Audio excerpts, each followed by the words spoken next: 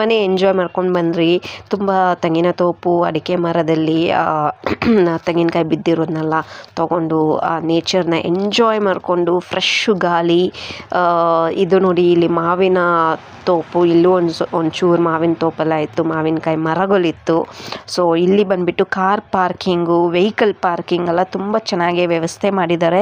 ತುಂಬ ದೊಡ್ಡ ಜಾಗ ಇರುತ್ತೆ, ಯಾಕಂದರೆ ಕೆಲವೊಂದು ಟೈಮಲ್ಲಿ ಅಮಾವಾಸ್ಯೆ, ಪೂರ್ಣಮಿ, ಮಂಗಳವಾರ, ಶುಕ್ರವಾರ, ಭಾನುವಾರ ಎಲ್ಲ ತುಂಬ ಜನ ಇರ್ತಾರೆ.